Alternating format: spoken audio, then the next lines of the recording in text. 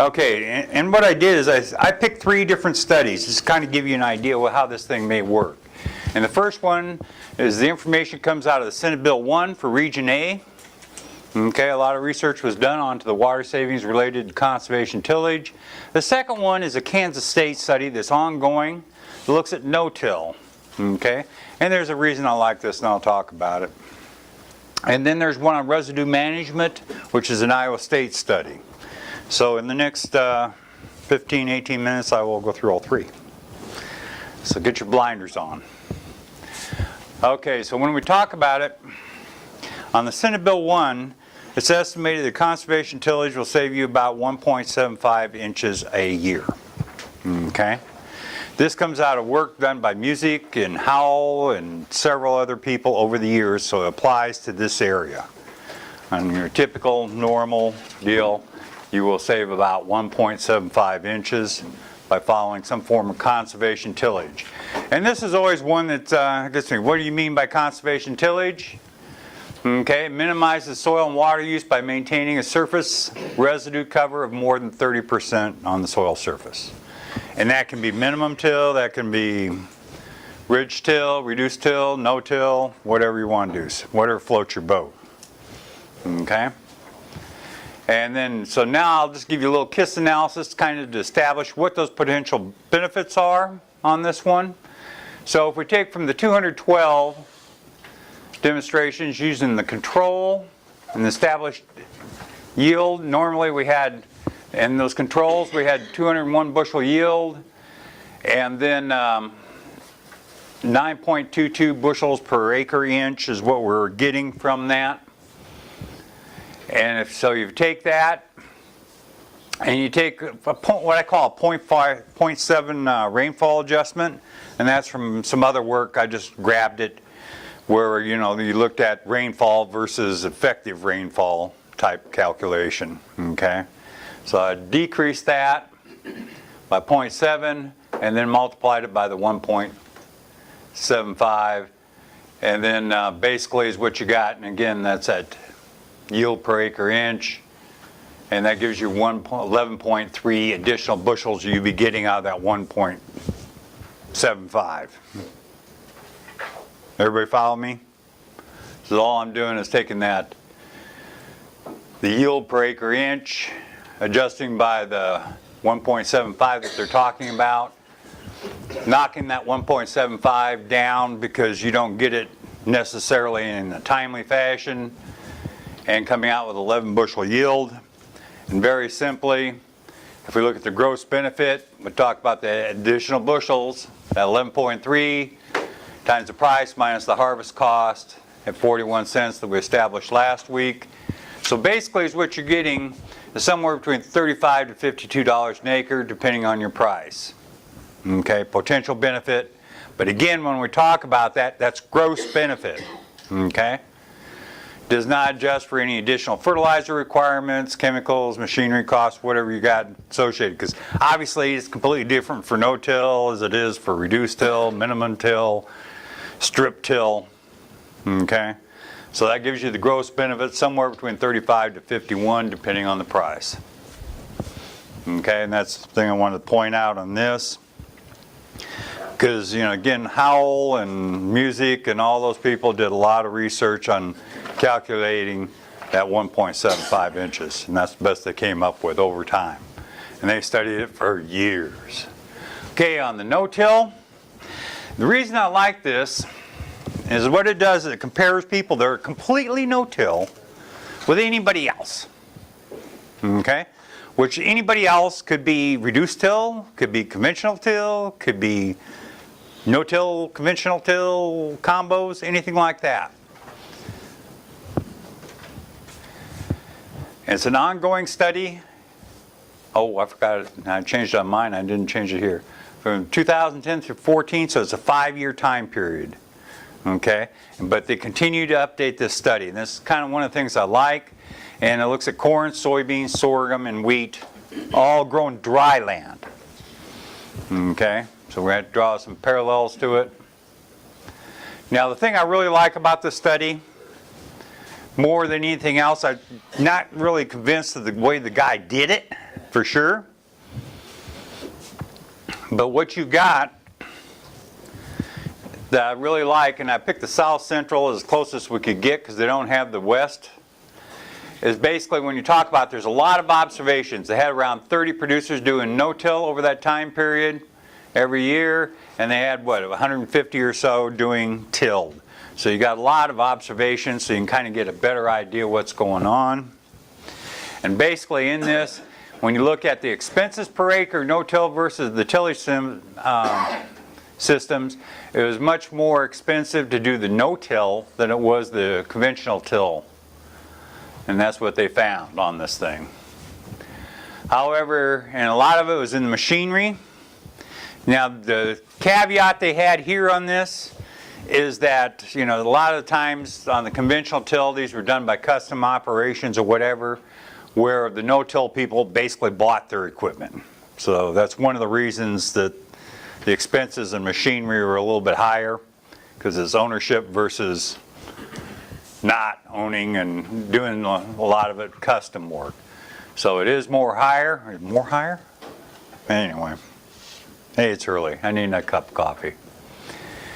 Fertilizer. They showed more fertilizer expense going on the no-till, which, you know, again, the idea is you're going to get a higher yield, I guess, and as compared to the tilled operations. Now remember, when we're looking at this, we're talking about 150 operations and approximately 30, 40 operations here. The one thing that they did was on the yields, and I point this out. This is the corn yield, and again, this is in that south central region, is what they've showed so far. And you notice that no-till yields are a little bit higher than the rest. Okay? And I want to point that out. And as we come back in this thing, I want to show you the sorghum yields were much higher relative compared to the tilled. The soybean yields were much higher compared to just the tilled or the regular type operations for the no-till. Wheat yields, not so much. Okay, so you have wheat and you have corn that are showing not a whole lot of benefit from the no-till compared to the sorghum and the soybeans. Why would that be? Is there a difference in those plants?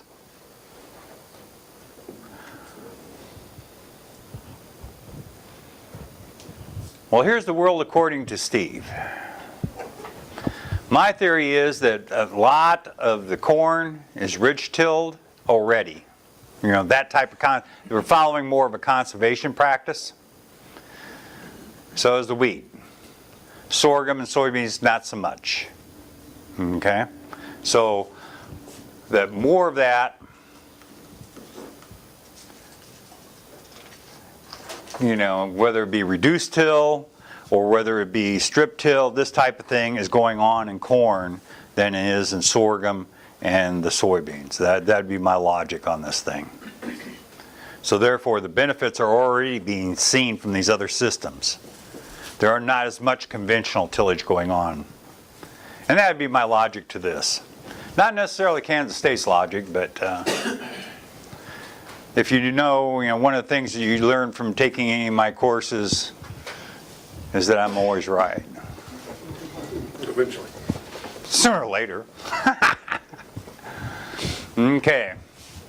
So when they looked at the net farm income of no-till versus tilled, putting all the crops together, and basically is what they found is that, over this time period, the net farm income per acre was somewhere to $20 to $30 higher on the no-till versus the tilled. Okay? And, some years it got up to $50, $60, something like that. And a lot of depends on what's going on. But overall, and again, that's combining all those crops on that. And I thought that was interesting, because I may not be as big a fan of no-till, but I like reduced tillage, and those, I think all of those play in there. Some sort of residue left on there is going to be beneficial one way or the other. Okay, now this is Economics Residue Management. It's an Iowa State study I found. And basically, and first thing I want to point out, is I didn't update the costs, I just kind of left them the way they were. And this study was released January of 2013. Okay? And the focus was on corn residue management, and it looks at the benefits of residue management, but it also looked at the costs associated with the removal of residue and the hidden costs. And this is probably what I'm getting at more than anything else. And it shows the machinery cost to harvest an acre of stover. And again, if you have removed 70%, you're talking about chopping the stalks, rake it, bale it, move it, and it's giving you some associated costs associated with that. Just kind of give you an idea what's going on. And those are your standard costs when you think about it, and what you have to break through on this thing. But one of the things that points out is when you remove the residue, you're removing some fertilizer potential in that. And they go ahead and value it, and this is again per ton, that there's about 16 pounds of nitrogen. Obviously the potash doesn't play in here, but there's about 4.7 pounds of phosphate you're taking off. So when they valued it, they came up with $23. Now this is something you don't always think about, is that when you take off that is a cost, or that is a reduction in what you have. And you got to consider that. You go ahead, and another thing they pointed out was the different tillage systems. And again, this is a soil loss, and this was an average. This is a loam soil, a clarion, average slope about 2.6%. And I thought that might be beneficial. So, not only is this in there, but the article for the Kansas State studies, there's 3 of them, one on yield, expenses, and profit. They're all in there. And then this study from Iowa State is in there for you to look at when you get time. But it gives you an idea of what I liked about this is, again, the soil loss estimates, and they document all that. For no-till, obviously, is a whole lot less. And as you move up, and the more residue you remove, obviously the more soil loss. So it kind of gives you an idea of what's going on. And in fact, if you're into the no-till or even the strip till, we may have a soil gain if your neighbor's not practicing it, as it blows over and benefits you on this thing.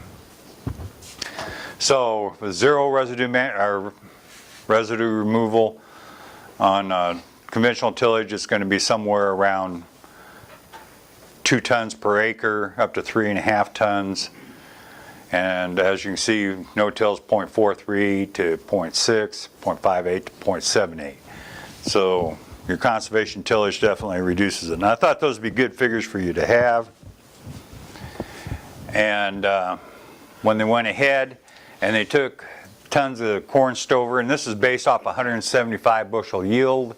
You took off 30% of the residue, it's 1.4 tons, 50%, 2.4, 3.4. And if you add in the nutrients removed, then you go anywhere from $32 to $78 an acre under their cost assumptions. And this is the cost of the corn stover. And then they did have a value of $7 a ton on the soil loss.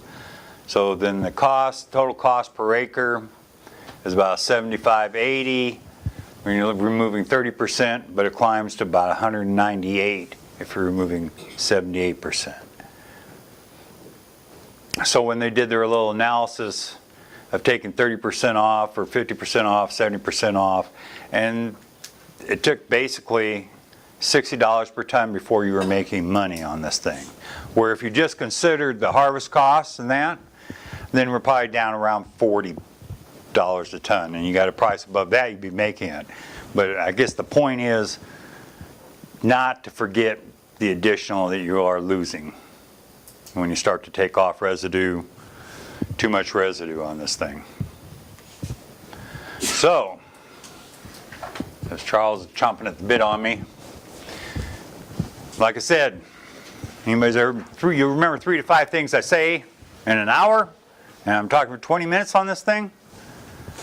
But you got that support, As a conservation tillage, I think is a no-brainer. You know, there's some times when you cannot follow it, but that 1.75 acre inches saved, and that's somewhere between $35 to $52 an acre on the gross benefit side. So I think that, you know, some form of it's going to definitely pay. The Kansas State study, again, shows a net increase from $20 to $30 an acre by doing no-till systems, and these are complete no-till systems. But that increase didn't really show up in corn, and I think that, to me, that says that maybe, you know, just as long as you're not in that field very often and not removing a whole lot of that residue, whether it be strip till, whatever, you can probably come fairly close to doing, you know, capturing most of that benefit from the increase in net income. Finally, just remember, when you're talking about thinking about stock harvest, selling those stocks, don't forget to consider when you think about not just the harvest cost, not just about the price, but also factor in that you'll be doing some fertilizer, you'll be losing some fertilizer, soil loss, and not, well, it's mentioned in there, they didn't really put a value on it, but again, when you start removing that residue, you are removing organic matter, and that's going to affect the infiltration rates, and again, the soil, overall soil health on that thing.